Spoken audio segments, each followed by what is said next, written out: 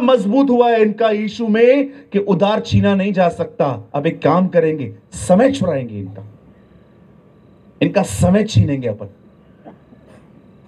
यीशु ने क्रूस पे इतना मजबूत काम कर दिया है, इतना स्ट्रॉन्ग काम कर दिया है, पूरा हुआ। उसने सबका उद्धार किया है। बाइबल कहती है हम बगैर कर्मों के धर्मी ठहरे हैं, हम विश्वास करके धर्मी बने हैं। हमारी धार्मिकता हमसे कोई छीन नहीं सकता। हम बचाए गए हैं। शैतान जानता है हम उनका उद्धार नहीं छीन सकते। अब कुछ एक काम करते हैं, इनका समय चुराते हैं। कैसे समय चुराएगा? 2 लोगों की बातें आपके कान तक पहुंचाएगा ताकि आप सोचने में व्यस्त हो जाएं।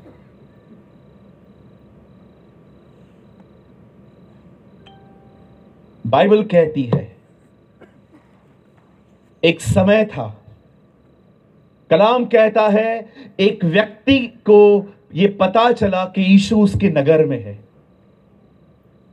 और जब उसे पता चलता है कि यीशु उसके नगर में है, वो दौड़ के यीशु के पास जाता है और कहता है प्रभु मेरी बच्ची बीमार है, अगर आप घर पे चलें और उसके ऊपर हाथ रख दें मेरी बच्ची चंगी हो जाएगी। और आपको पता है हमारा प्रभु तरस से भरा हुआ था। बाइबल कहती है ही मूव्ड विद कंपैशन, वो तरस से भरा हुआ खुदा था। उसने कहा चलो मैं चलूंगा। आपको पता है जब यीशु उसके साथ चल दिए, खुदा का पाक कलाम कहता है इतनी भीड़ उसके आसपास हो गई, लोग उस पे गिर रहे थे, लोग उसके ऊपर टूट रहे थे, सब लोग उसे छूना चाहते थे, सब उसे टच करना चाहते थे। अचानक उस भीड़ के अंदर यीशु मसीह ने कुछ महसूस किया। उसे फील किया कि एक और कोई है हमारे बीच में जिसने उसे इस तरह छुआ है जिस तरह उसे कोई नहीं छू पा रहा था। और यीशु मसीह पीछे मुड़ के कहता है किसने मुझे छुआ?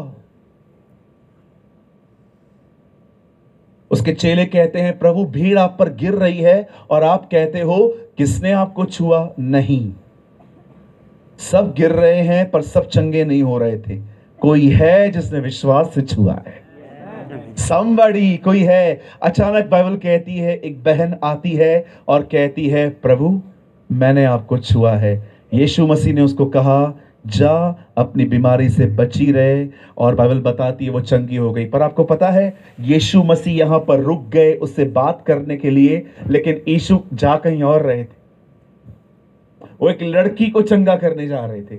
अचानक जब उन्होंने इस बहन से बात करना खत्म की और थोड़ा आगे बढ़े, वो सामने से एक बंदा आ रहा था और आकर याईर को, जिसकी बेटी बीमार थी, उसके पास आके कहता है अब गुरु को मत लेके चल, बच्ची मर चुकी है।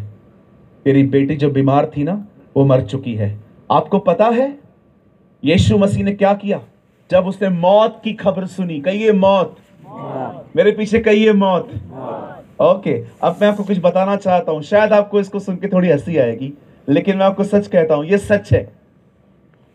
आप में से कितने लोग इस बात को जानते हैं यीशु किसी के अंतिम संस्कार पे नहीं जाता था? आपको पता है ये बात?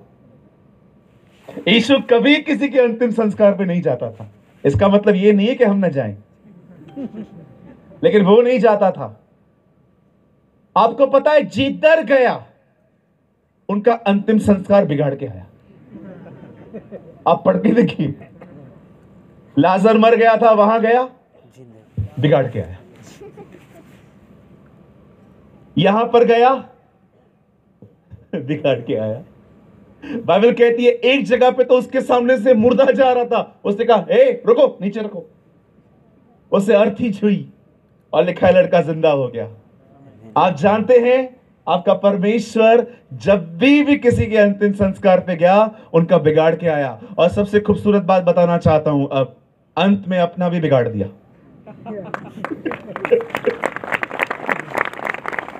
आप जानते हैं यीशु अंतिम संस्कारों में क्यों नहीं जाता था? क्योंकि खुदा ने मौत कभी बनाई ही नहीं थी। परमेश्वर ने मौत नहीं बनाई। बाइबल बताती है वो जीवन देने आया था, किसी को मारने के लिए नहीं आया था। बहुत लोग आए जिन्होंने कहा मारो, काटो, ये करो, वो करो। अगर तू नहीं मारता है, मैंने ऐसे लोगों को देखा है जो कहते हैं अगर तूने नहीं मारा तू मेरा बेटा नहीं है। तू हमारे खानदान की प्रथा तोड़ता है। हमारा खुदा मारने के लिए नहीं आया, बाइबल बताती है वो जीवन देने आया, बहुतायत का जीवन देने आया। इसीलिए बाइबल बताती है एक दिन वो मौत को लेकर भी आग की झील में डाल देगा। आप पढ़ के देखिए, प्रकाशित वाक्य में लिखा है एक दिन जीसस मौत को लेकर आग की झील में डाल देगा, क्योंकि परमेश्वर ने मौत कभी, आप जानते हो जब परमेश्वर ने इंसान को बनाया था उससे मौत कभी नहीं बनाई थी। उसने उसे इस तरह बनाया था जैसे वो हमेशा रहेगा। पाप के कारण मौत आई है। इसीलिए रोमियो की किताब में लिखा है पाप का वेतन मृत्यु है, परंतु परमेश्वर का वरदान हमारे प्रभु यीशु में अनंत जीवन है। There is a life in Jesus. मैं आप में से कितने लोगों से पूछ सकता हूं, मुझे बताइए, आपको मौत का डर है?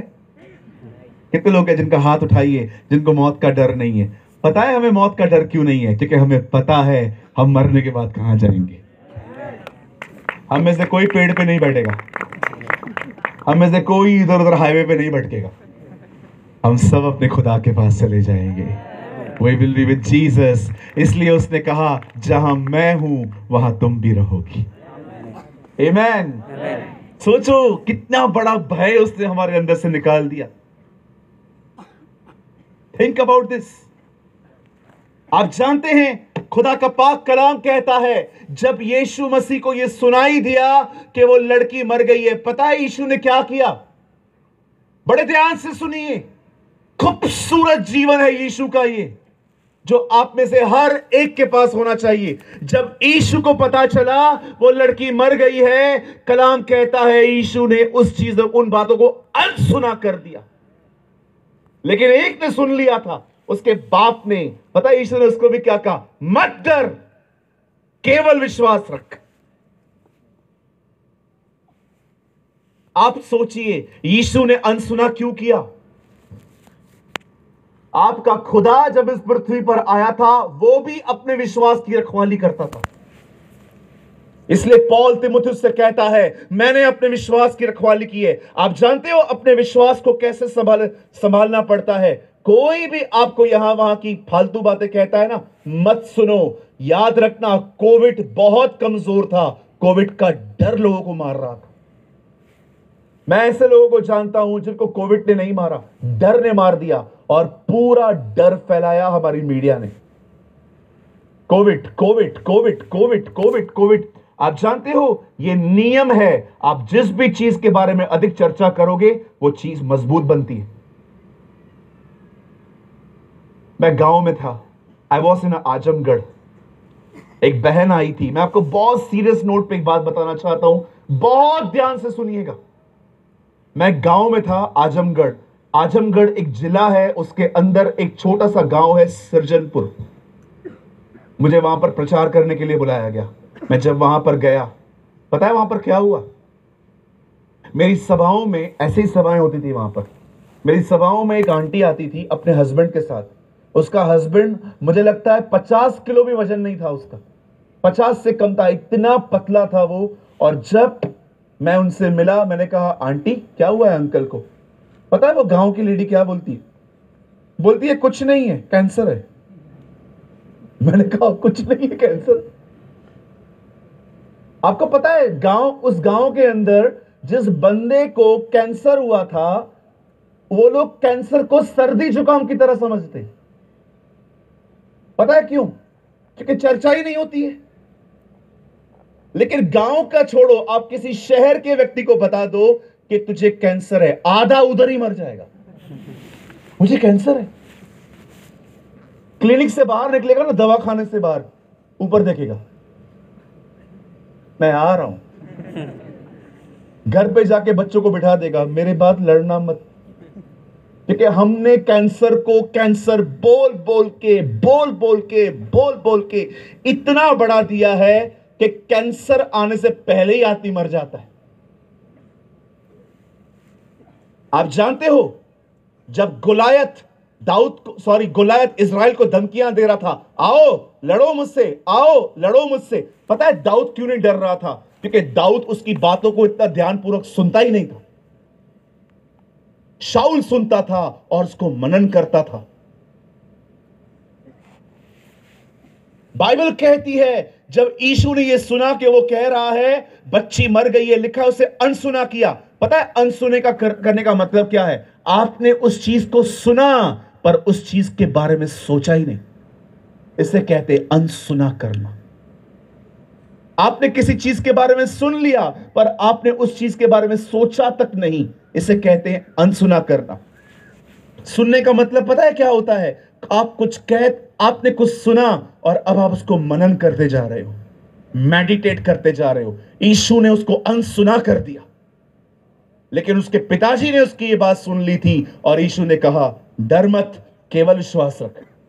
अब उस बंदे ने यीशु की बात पर विश्वास करके यीशु को अपने घर पे लेके आया। आपको पता है वो लड़की मर चुकी थी, लेकिन यीशु ने आके क्या कहा? लड़की मरी नहीं है, सो रही है। प्रभु वो मर चुकी है, तुम्हारे लिए मर चुकी है। मुझे पता है क्या होने वाला है। I know what will happen. सब लोग जो रो रहे थे, यीशु ने उनको क्या कहा? बैठो, खाना खाओ। यीशु ने सबको कहा बाहर निकालो इन सबको। जहां अविश्वास है वहां कभी खुदा काम नहीं करता, नेवर। सबको बाहर निकालो। और जैसे वो बाहर निकला, जानते हो यीशु ने क्या कहा लड़की से? तलिता कूमी, हे लड़की उठ। और बाइबल कहती है लड़की मुर्दों में से जिंदा हो गई।